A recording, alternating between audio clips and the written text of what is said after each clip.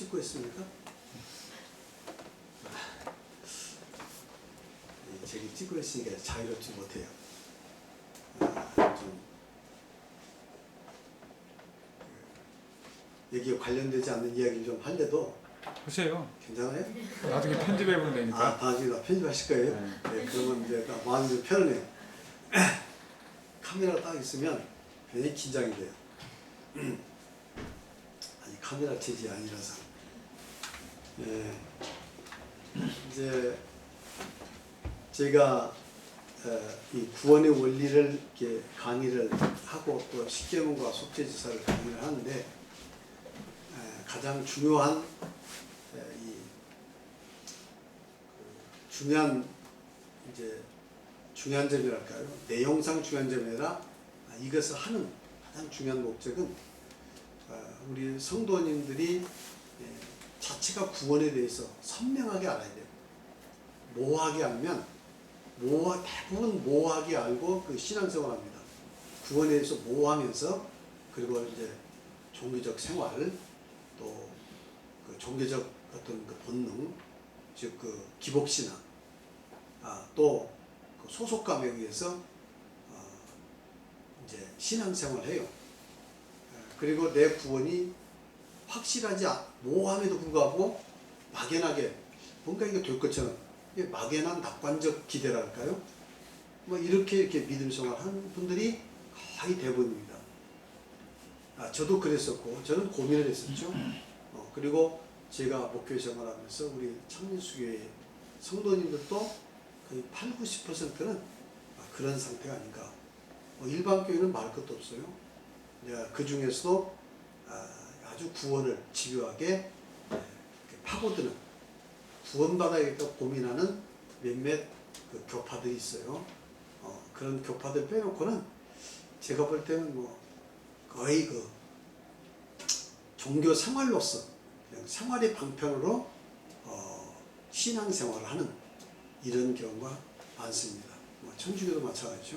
한번 천주교에 들어가서 그 안에서 이제 이 종교생활을 하다 보면 거기에 젖어가지고 이제 거기가 편해요. 그렇죠? 그 예배 드리는 것도 다 익숙하고 거기에 사람들 인간관계가 형성이 되고 그러니까 이제 거기서 나와가지고 또 다시 뭔가 그 다른 종교를 간다는 거 같은 기독교도 다른 종파로 간다는 게 보통 어려운 문제가 아닙니다. 그래서 이제 특별하게 그 사람들 지도자들이 어련히 알아서 우리를 인도해 줄까 그냥 맡기고 살자. 그래서 이제 보통 이제 평생 믿음 생활을 하고 또 그런 믿음을 자식들한테 또 전수해서 자자손손 믿도록 하는 것 이렇게 됩니다. 이게 일종의 그 종교의 특성입니다.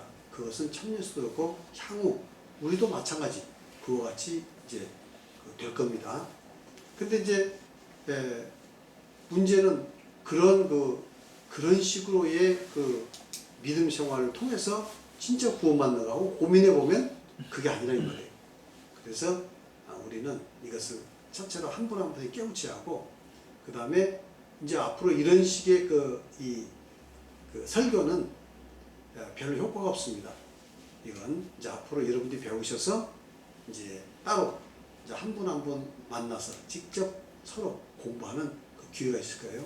우리 스스로도 그렇게 하고 앞으로 이제 그런 식으로 해서 나도 정확히 공부해서 알고 그리고 또 상대도 내가 깨달은 걸 정확히 깨달아서 그래서 우리는 이 깨달음을 전수를 해야지 그냥 막연한 그 신앙의 전통을 전수시켜주면 안 돼요. 그러면 자칫하면 다 망할 수 있습니다. 그러니까 신앙의 이 구원에 대한 정확한 깨달음을 전수시켜줘야 돼요. 이걸 그래서 앞으로는 우리가 그렇게 늦지만 그렇게 나가는 것이 하고 더 빠르고 그리고 그렇게 이 신앙생활을 이렇게 이제 그렇게 했을 때 더 많은 사람들이 이제 전도될 수가 있습니다. 그래서 확신을 가진 사람들이 그 확신을 계속 전수시키는 거죠. 앞으로 이런 이렇게 되도록 해야겠습니다. 그러니까 이제 막연한 그 종교적 본능이나 혹은 그 종교 생활로 우리 신앙생활을 이렇게 유지해 나가는 이런 앞으로 성도님들이 없길 바랍니다.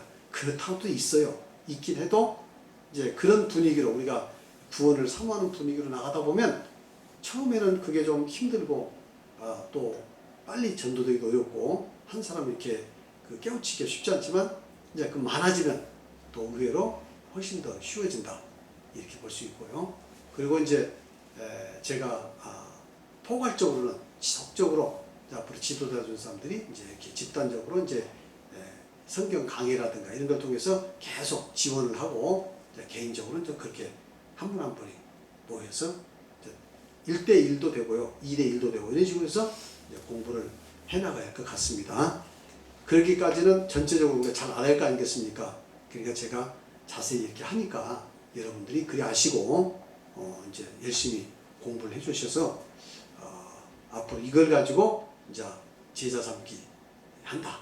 제자 삼기 운동, 그 제자 삼기 이제를 통한 앞으로 그 구원에 대한 확신한 깨우침, 또 이렇게 전도 방식도 이와 같이 해서 한 번 전도하면 확실히 깨달아가지고 이렇게 흔들리지 않도록 해야 할 것 같습니다. 그림은 제가 다 설명해 드렸죠. 이 그림만 가지고도 충분히 이제 이 그림만 가지고도 우리가 구원에 대해서 잘 설명할 수가 있습니다. 그래서 앞으로는 이 그림은 제가 보기에는 그 초등학생도 이 그림을 써야 할 것 같아요. 이 그림은 공통적으로 써야 할 것 같아요.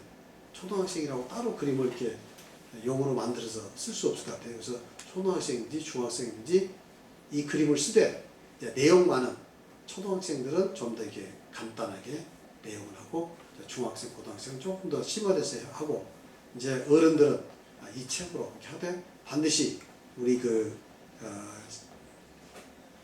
분산 참빛교회 성도님들은 대학생 이상 되면 이것을 전부 철저하게 공부할 수 있도록 사실은 중학생만 돼도 고등학생만 돼도 이게 할 수가 있어요. 또 중학생도 조금 빠르면 이거 다 공부할 수 있습니다. 왜냐하면 그렇게 어려운 건 아니에요. 그러니까 그런데 적어도 대학생 이상 성인들에게 대해서는 집단적으로 아니라 개인적으로 서로 이렇게 1대1로 만나서 혹은 2대1로 만나서 또 혹은 그룹을 통해서 반드시 빠짐없이 공부를 하고 또 생각해보고 그래서 이제 철저하게 이렇게 교육 위주로 이렇게 했으면 좋겠습니다. 그게 가능하겠습니까? 네. 가능하겠어요? 네. 그렇게 되시길 바랍니다. 자, 그러면 이제 우리 창조 구원의 원리는 이제 내용은 거의 다 설명을 드렸습니다. 창조 부분을 이제 말씀을 드리겠어요. 하나님께서 천지 만물을 엿새 동안 창조하시고 엿새째 날에 사람을 하나님의 형상대로 만드셨습니다. 이 하나님께서 천지 만물을 엿새 동안 만들었다. 천지 만물을 창조했다 하는 이 그 믿음은 정말 중요한 믿음이에요. 그러니까 이 내용의 어떤 부분이든 간에 심화가 필요해요. 무슨 뜻인지 아십니까? 하나님께 천지 만물을 창조했다. 어린 애들한테 가르치면 아주 빨리 애들은 받아들입니다. 벌써 애들이 이제 그 믿음이 들어가기 전에 진화론을 배우고 또 세상 것을 먼저 배우면 이 하나님께 천지 만물을 창조했다는 이 창조론이 잘 믿어지지 않습니다. 어린 애들한테는 창조론이 훨씬 더 애들 이 머릿속에 이 지식과 믿음을 심어주기 훨씬 나아요. 그렇죠? 어렸을 때 애들한테 빨리 이 하나님을 가르쳐야 합니다. 가르쳐야 돼요. 그러나 이 단순한 이제 믿음이 머릿속에 들어간 다음에 그 다음에는 그 믿음이 계속 심화돼야 돼요. 계속 심화 과정이 필요해요. 아시겠죠? 그 심화의 과정은 이제 이 성경 말씀을 많이 공부하고 또 거기에 관련된 내용을 많이 공부하고 더 중요한 것은 이제 깊이 명상하고 묵상한 일에 그것이 되어 있어. 그러니까 저는 기도할 때도 기도할 때 뭐 많은 내용 기도할 게 없잖아요. 이제 우리 성도들 위해서 기도하고 우리 가족들 위해서 기도하고 그 다음에 내 자신을 위해서 기도하고 나면 뭐 그렇게 기도할 것이 많지 않습니다. 물론 뭐 세계 평화 모든 것을 다 위해서도 하겠지만은 그리 많지 않아요. 그러면 이제 묵상을 많이 해요. 기도 시간에도. 가령 온 우주 만물에 관한 것들을 곰곰이 생각해보고 내 존재에 대해서 곰곰이 생각해보고 이런 걸 다 곰곰이 생각해보면 그런 그 신비감이 매일같이 신비감이 우리 마음속에서 함께 신비감이 적기도 하고 하나님의 그 어떤 그 전능하심과 지혜와 이런 것을 저 깊은 곳에서 체험을 하게 돼요. 체험을 하게 돼요. 그래서 이제 우리 믿음이 자꾸 깊어집니다. 이제 그런 과정이 필요해요. 여러분들. 그래서 앞으로 그 하나님께 천지만물을 창조했다는 것은 다 아는 일이지만 여기에 대한 이것이 우리 믿음의 가장 큰 기초가 된다. 아시겠죠? 그래서 이건 끊임없이 반복이 돼서 끊임없이 이 믿음이 깊어져 가야 돼요. 이 믿음. 이 믿음이 깊어져 가지 않으면 나머지 무슨 뭐 성경의 교리니 뭐니 아무 소용이 없는 거야. 이 믿음 없으면 교리 그건 저기 사상 누각이야. 뭐죠? 이 모래에 씌워진 집이랑 똑같아요. 뭐 자기 확신 그거 깨지는 거 그 단순간입니다. 아무것도 아니에요. 그러니까 하나님께서 천지만물을 창조했던 이 믿음이 지식을 통해서뿐만 아니라 깊은 명상을 통해서도 이것이 깊어져야 돼요. 이 믿음이 깊으면 나머지 이제 후에 어떤 교리라든가 또 어떤 여러 가지 문제들 이런 모든 것들이 이제는 그 힘이 되고 그것이 능력이 될 수가 있어요.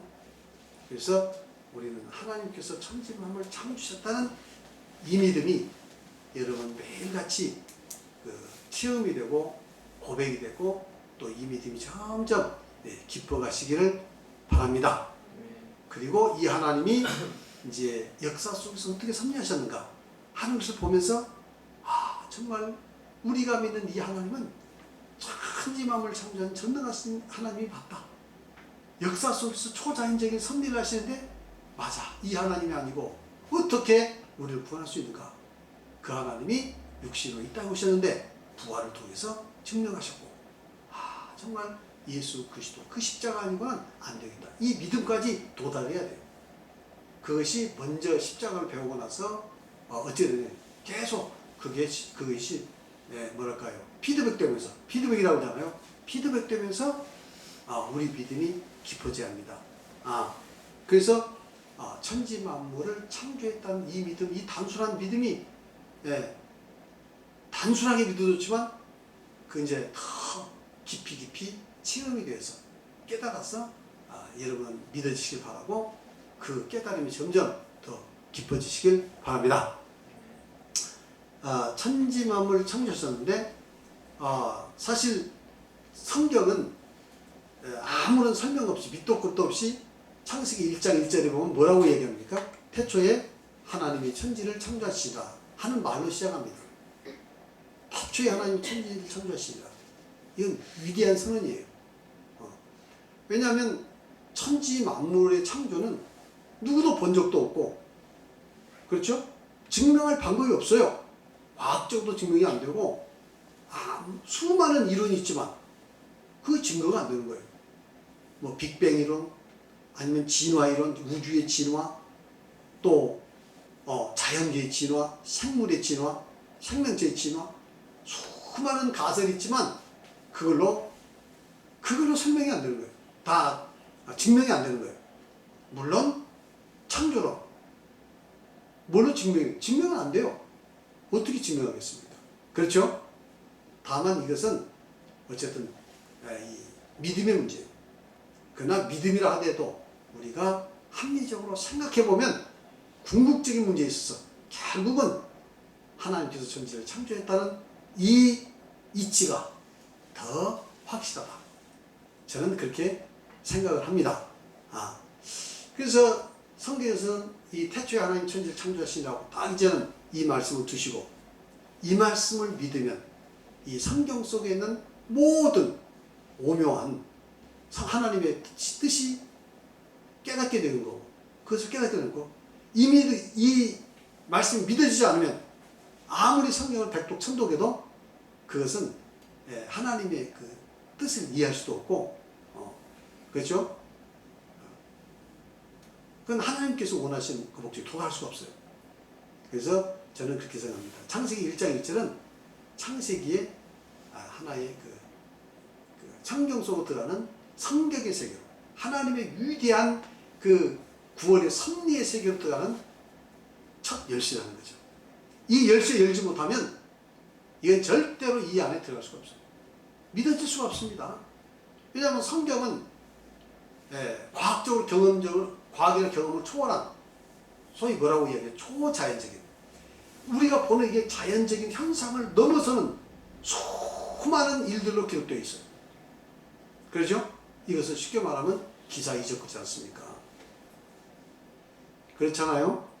가령 그것이 아주 명백한 것이, 이제 이스라엘 백성들이 애국을 나와가지고 홍해가 갈라지는 일이라든가, 불과 구름 기둥으로 이스라엘 백성 인도에서 그 광야 40년 동안 하나님께서 인도해주셨다든가, 하늘에서 만나가 냈다든가, 반석을 쳤더니 물이 나와가지고 먹었다든가. 아니, 이런 것이 과학적으로 증명될 수 있는 겁니까? 이치적으로 이해될 수 있는 거예요? 말도 안 되는 소리지. 마치 사람들이 이렇게 지어낸 것처럼, 그러죠? 하나의 상상에서 지어낸 것 같은 이야기들이에요. 그런데 전능하신 하나님이라면 왜 이런 일을 못 하시겠어요? 그리고 이제 그 역사적인 그 고고학이라든가 역사적인 과정을 통해서 봤을 때 이스라엘 백성이 애굽에 있었던 것이 사실이고, 애굽에 나와가지고 지금 가나안 땅에 그 온 것도 사실이고, 지금 이스라엘 백성이 존재하는 이 모든 것을 역사를 봤을 때 이건 그것이 사실이 아니면 도대체 오히려 사실이 아니라면 이스라엘 백성의 존재가 이해할 수 없는 상황 아닙니까? 그래서 우리가 이 구약의 역사 속에 나타난 하나님의 그 초자연적인 섭리들을 100% 우리가 믿을 수가 있어요. 받아들일 수가 있어요. 아시겠습니까? 여러분들 제주도 혹시 가보셨어요? 제주도 가보면 참 희한한 곳이 있어요. 도로를 이렇게 쭉, 분명히 도로가 이렇게 반드시 나있어요. 근데 어느 장소에 딱 가서 딱 서면 이제 그 사이드만 풀으면 차가 뒤로 이렇게 쭉 밖으로 갑니다. 반듯한데 차가 이렇게 밖으로 돼요. 그걸 뭐라고 그러죠? 거기가? 도깨비 도로인가? 하여튼 밖으로 돼요. 근데 과학적으로 이리저리 뭐 그 착시 현상이다라고 이야기를 해요. 근데 나는 좀 도저히 그게 설명이 안 되는 거예요. 왜냐면 저기서 똑같이 쭉 가는 도로인데, 또 어떻게 이렇게, 오히려 이렇게 난 도로죠? 어쨌든 하여튼 그 이상한 건데, 가만히 있으면 뒤로 이게 간단 말이죠. 뭔가 이상한 현상이 있잖아요. 그런 현상들을 우리가 눈앞에 봤을 때 분명히 이 도깨비 도로가 있다. 그런데 미국 사람이 그런 일이 어디 있어? 이렇게 이야기한다면 우리는 현장에 가서 봤잖아요. 근데 그걸 보지 않은 사람들은 그걸 부인할 수 있잖아요. 그렇죠? 마찬가지로 구약 성경에 나와 있는 그 초자연적인 섭리들은 현장 속에서 모세나 다 이스라엘은 다 목격을 했어. 그렇잖아요. 그 이제 기록이 났는데 후세 사람들이 세상에 그런 게 어디 있어? 우리는 그것을 어떻게 믿죠? 전능하신 하나님께서 그렇게 했다는 것을 이제 우리 하나님이 전능하시다면, 또 그 하나님이 역사 속에 그렇게 섭리하셨다면 당연히 믿을 수가 있는 거죠. 그렇죠? 그래서 창세기 1장 1절은 정말 중요한 구절입니다. 태초에 하나님이 천지를 창조하시니라. 믿습니까? 아멘. 믿습니까? 아멘. 100% 믿어지고 그 믿음이 더욱더욱 여러분 깊어지시길 바랍니다. 그러면 이제 그 이후로부터는 두려운 게 없어요. 왜? 전능하신 하나님이 나와 함께 하시는데. 그렇죠? 맞나요? 맞나요? 아니, 전능하신 하나님 그분을 믿고 그분이 나와 함께 뭐가 무서워요? 그 다음에 서로 내가 죽는 한이 있어도 그 하나님 앞에 갈 텐데 뭐가 무섭습니까? 근데 그 믿음이 확실치 않기 때문에 우리는 어려움을 당하면 두려워하게 되고 또 죽는 것도 두렵죠. 그렇잖아요. 뭐 두렵지 않다는 것이 아니라 우리가 곰곰이 생각해 보면 죽으면 내가 하늘 나가는데 뭐가 그렇게 걱정이야. 이런 생각이 안 듭니까? 그래서 거기에서부터 참된 용기, 참된 담대함이 나올 수 있습니다. 세상이 아무리 어렵고 세상이 아무리 복잡하고 해도 우리는 그 하나님을 믿기 때문에 그 하나님께서 지켜주시라고 믿습니다. 서로 죽어도 하나님 뜻이라고 믿고 하나님 더 좋은 곳에 갈 수 없고 믿기 때문에 우리는 어떠한 위험이나 어려움, 우리 앞에 닥친 그 어려운 가운데서도 우리는 용기를 얻고 담대할 수 있는 줄 믿습니다. 하나님께 천지 만물을 창조하셨다 하는 이 사실을 우리는 뭘로 이제 알 수 있습니까? 첫째로는 우주의 신비를 통해서 그걸 알 수 있습니다. 우주의 신비. 시편 19편 1절로 4절에 보면 그 다윗의 글이죠. 하늘이 하나님의 영광을 선포하고 궁창이 그 손으로 하시는 일을 나타낸도다. 언어가 없고 들리는 소리가 없으나 그 소리가 온 땅에 통하고 그 말씀이 세계 끝까지 이르도다. 저는 이 참 다윗의 이 시편 글들을 보면은 얼마나 다윗이 그 믿음의 감수성, 즉 신앙의 감수성이 예민한가 하는 것을 그 생각을 합니다. 우리가 그 신앙생활하면 이렇게 이제 하나님을 믿게 되면 그 신앙의 감수성이 좀 예민해야 돼요. 신앙의 감수성이 예민해요. 그래야 이 은혜가 되고 적은 것이 또 크게 은혜가 되고 그리고 하나님의 그 깊은 하나님의 그 은혜와 또 섭리들을 우리 아주 그냥 절절히 체험할 수가 있습니다. 아시겠죠? 이 신앙생활을 보면 이렇게 신앙의 감수성이 좀 부딘 사람이 있고 아주 이렇게 예민한 사람이 있어요. 그것을 이제 예수님께서는 아마 그 옥토에 토양으로 비유해서 어떤 사람은 길가, 어떤 사람은 이 돌밭, 어떤 사람은 가시 엉겅퀴 가시덤불에 그 밭나무 그리고 옥토라고 얘기하지 않습니까?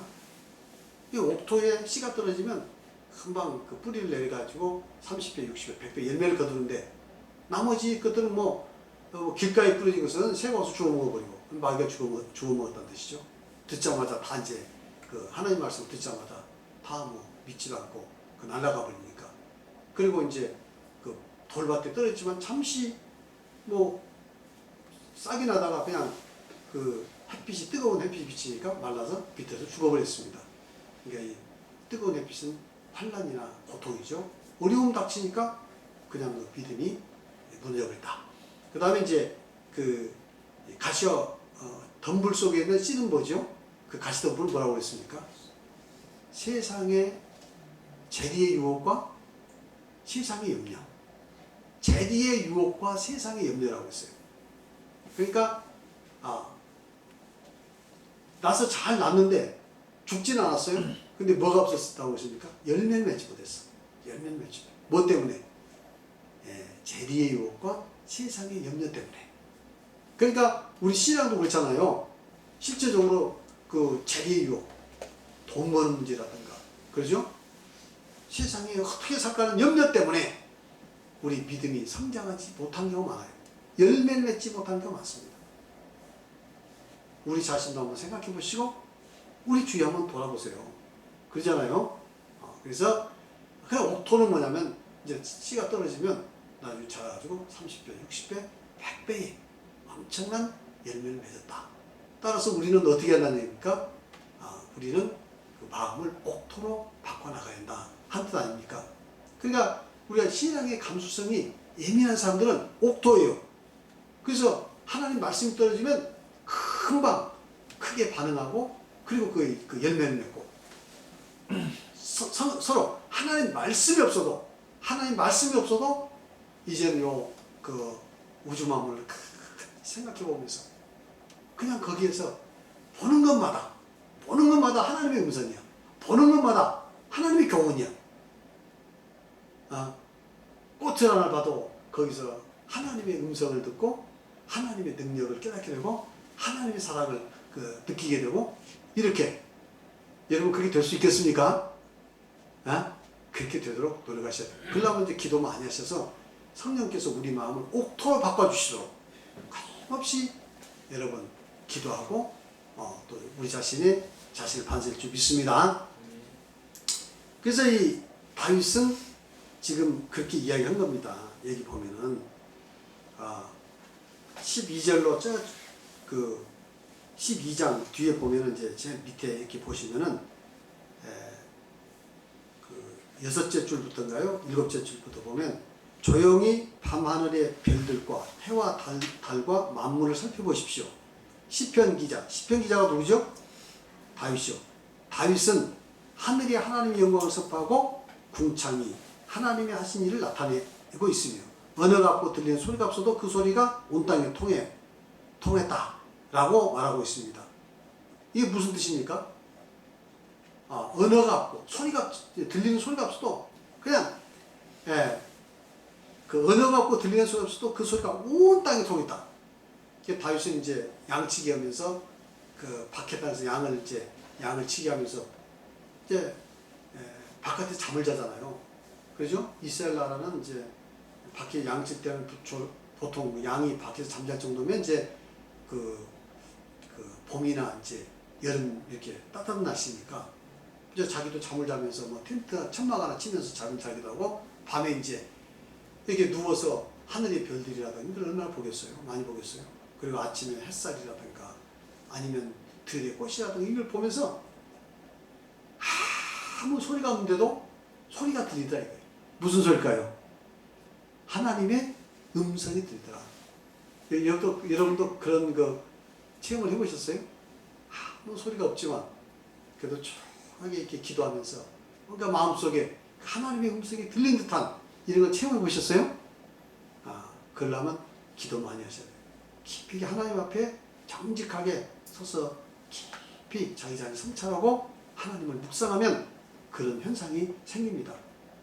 그러면서 이제 이런 꽃들을 보고 새들을 보고 이 만물을 쳐다보면 온통 이 만물들이 하나님의 사랑으로 느껴지고 하나님의 지혜로 느껴지고 하나님의 전능하심으로 느껴지고 그죠?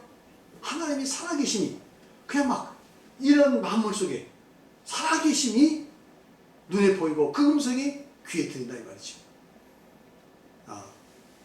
이런 이 체험을 지금 다윗이 하게 된 겁니다. 즉 우리 마음 깊은 곳에서 하나님의 놀라운 창조에 대한 인식과 경외감이 울려나왔다는 고백이죠.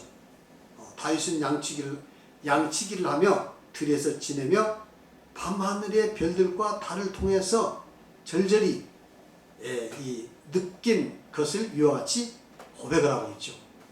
그렇죠? 저는 우리 성도님들이 이와 같이 여러분의 마음이 옥토가 돼서 이 하나님께 대한 이 신앙의 감수성이 예민해지길 바라고 그리고 우리 주위에 있는 사소한 적은 것을 봐도 꽃 한 송이 뭘 봐도 그 하나님의 사랑이 느껴지길 바랍니다. 하나님의 지혜와 하나님의 전능하심이 느껴지시기를 바랍니다. 그리고 이제 우리가 이 과학적으로는 보통 이 우주가 전부 이게 진화됐다고 이야기합니다.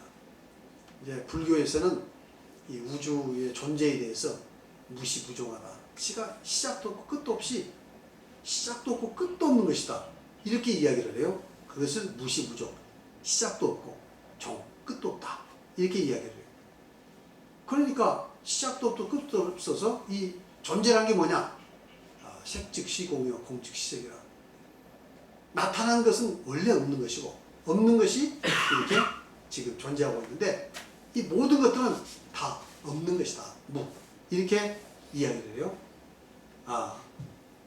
아주 독특하게 그렇게 해석하고 있습니다만 그런 내용은 너무 복잡해서 우리가 이해할 수 없습니다. 아니 존재하고 있는데 존재하지 않다니 뭐 어떻게 그것을 이해할 수 있겠습니까?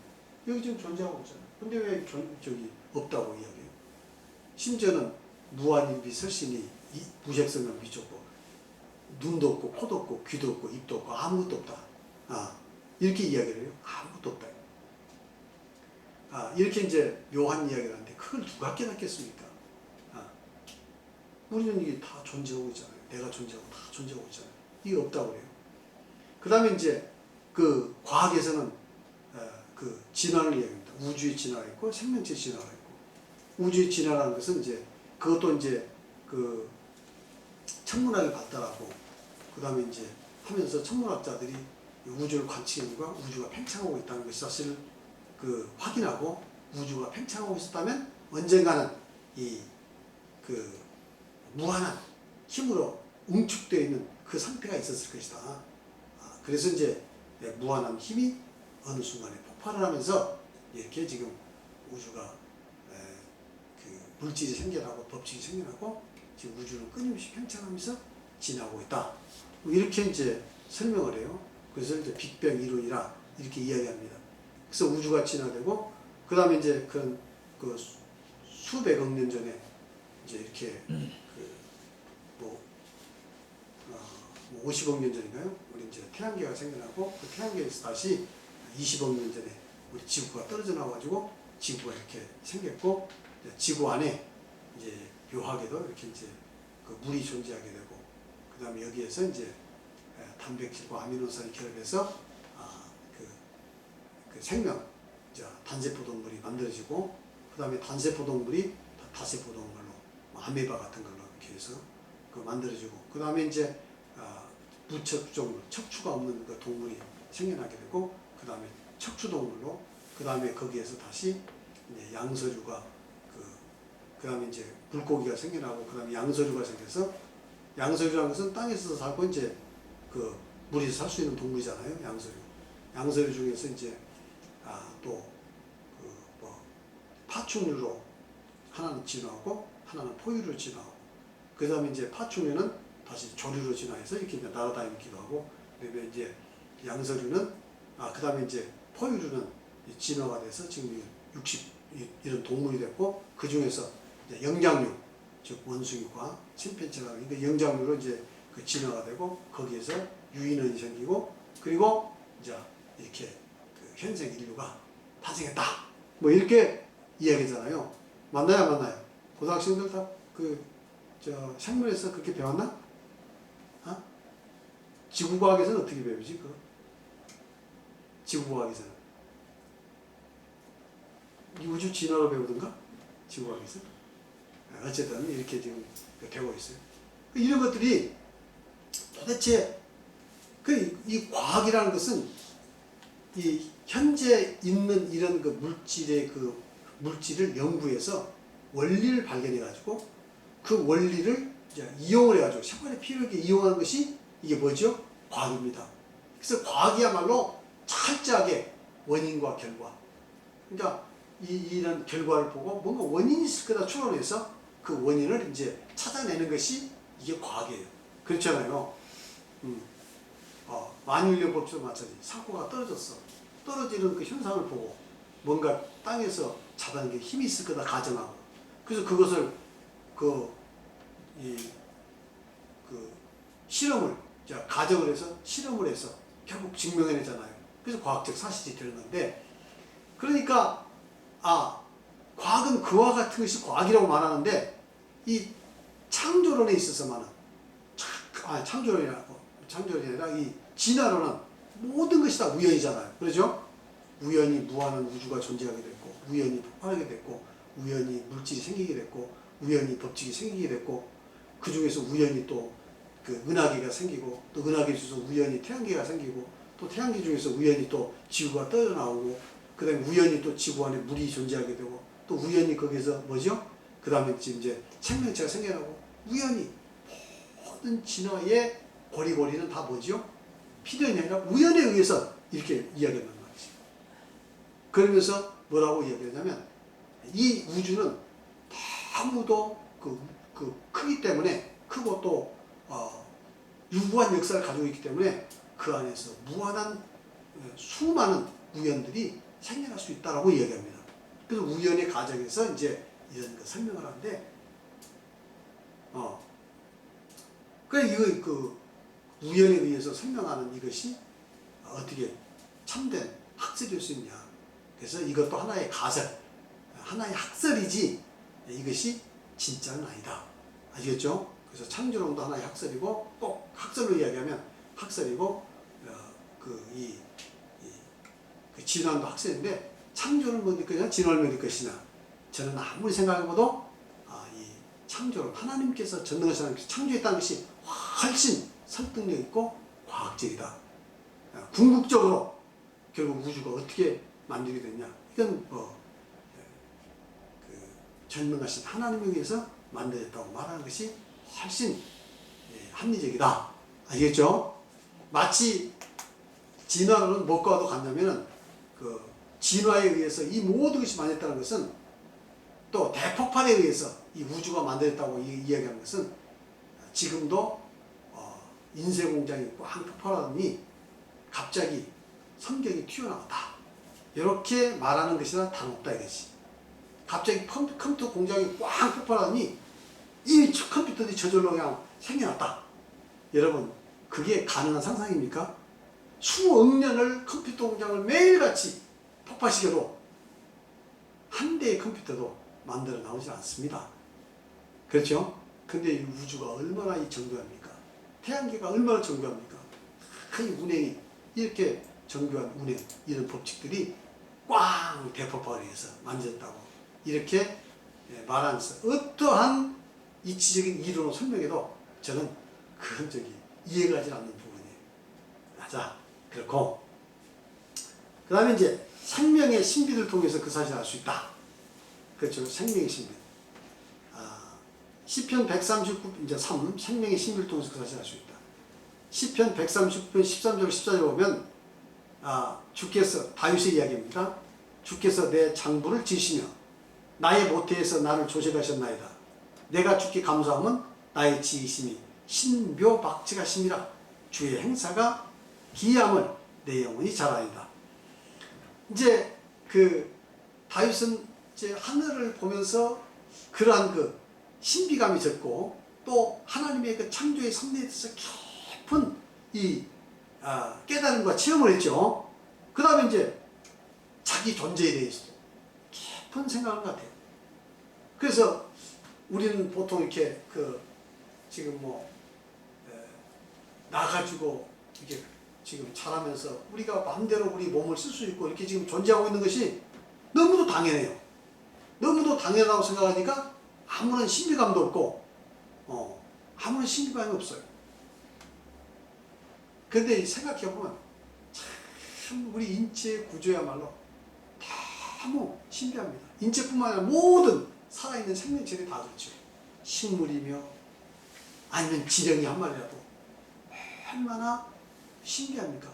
그 신비의 정점에 우리 인간이 와 있습니다. 생명체의 신비의 정점에 누가 있어요? 우리 인간이 와 있어요. 이제 우리 장 집사님이 훨씬 더 저보다도 이제 의학을 하시니까 잘 아시라고 생각합니다만은, 세포 하나, DNA 하나 속에 모든 정보가 다 들어있고, 그 다음에 우리가 지금 이 모습 이대로 이게 존재하고 활동하는 것이, 이게 말할 수 없는 신비라는 거죠.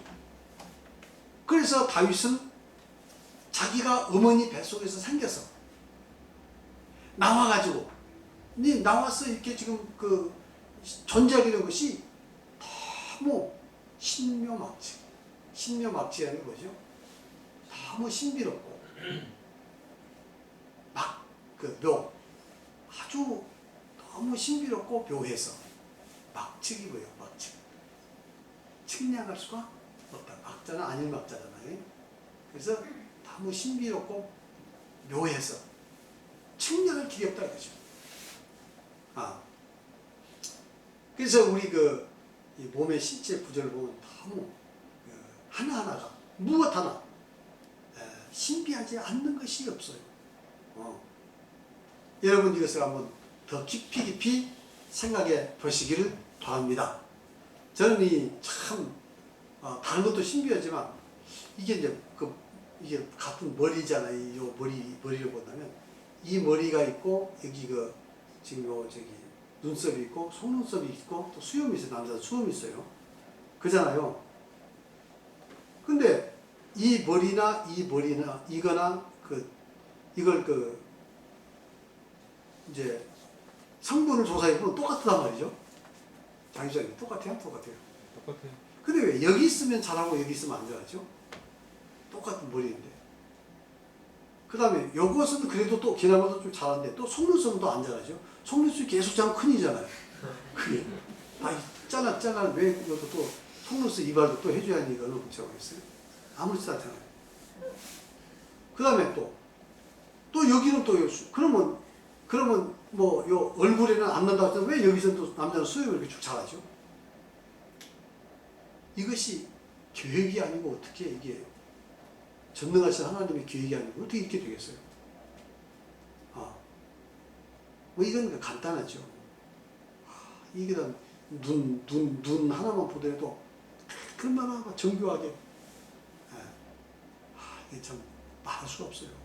손도 생각만 하면 막 움직이는 것도요. 이게 왜 이래요? 내 생각만 하면 다 내 마음대로 움직일 수 있잖아요. 이렇게. 그러죠? 이거 참 아주 그냥 밥을 먹으면 다 소화돼가지고 분해돼가지고 전부 다 영양소 또 열로 힘으로 이게 환원되잖아요. 이렇게 바뀌잖아요. 얼마나 이게 신기한 일입니까? 그래서 우리가 이 존재하는 이 모든 것들이 다 신비한데 우리 내 자신을 생각해보면 더더욱더 신비한 일이죠. 이게 어떻게 저절로 돼요? 이게 어떻게 저절로 돼요? 우리 전능하신 하나님께서 이렇게 우리를 어머니 뱃속에서 만들어서 이렇게 나오게 하실 것이지. 그것이 너무 신비하지 않습니까? 너무 묘하지 않습니까? 측량 길이 없잖아요. 그렇죠? 다윗은 그렇게 고백을 하고 있습니다. 여러분도 좀 그렇게 깊이 생각하시고 고백하세요. 아시겠죠? 그러면 하나님의 은혜가 다 훔칩니다. 그 다음에 각종 동물들의 신비를 통해서 욥은 12장 7절에 9절에 보니까 이제 모든 짐승에 물어보라. 그것들이 내게 가르치리라. 공중에 새에게 물어보라. 그것들이 또한 내게 고하리라. 땅에게 말하라. 내게 가르치리라. 바다의 고기도 내게 설명하라. 이것들 중에 어느 것이 여호와 손이 이를 행하신 줄 알지 못하랴. 여러분, 짐승에 물어보면 짐승이 대답합니까? 해야 안 해요? 못하지요. 어떻게 짐승이 대답합니까? 고기에 물어보세요. 고기가 말을 합니까? 이게 무슨 뜻입니까? 이게 무슨 뜻이죠? 물어보는 것은 너무도 당연하지 않느냐. 그렇죠? 너무도 당연하지 않느냐 하는 이야기죠. 이렇게 지구상에 수백만 종의 동물들이 있고 또 식물들이 있는데 한번 이 꽃한테 물어보세요. 너 어떻게 해서 생겼냐고. 꽃이 뭐라고 대답해요? 하나님께서 이렇게 하셨지 라고 대답한다 이거예요. 그렇나요? 하나님께서 계십니다. 말 못하는 동물한테 물어보세요. 너 어떻게 해서 생겼냐고 그러면 동물들이 뭐라고 얘기합니까? 하나님께서 만드셨다니까. 바보처럼 그것도 몰라? 그렇게 동물들이 이해한다. 왜 이렇게 어리석냐고. 아니 전능하신 하나님께서 만드셨지 내가 어떻게 존재해? 이렇게 말한다 이거예요. 사람이 돼갖고 어리석게 그것도 모르냐고. 한번 물어보라는 거죠. 이것들 중에 어느 것이 여호와의 손이 행하신 줄 알지 못한다. 너무도 당연한 거죠. 너무도 당연한데 사람들은 그 너무도 당연한 사실을 못 믿는다 이 말이에요. 그런데 천하 사람들이 잘 못 믿는 것을 우리가 믿고 있으니 얼마나 감사합니까? 감사하죠? 그렇게 이제 이해를 해주시기를 바랍니다. 오늘 여기까지.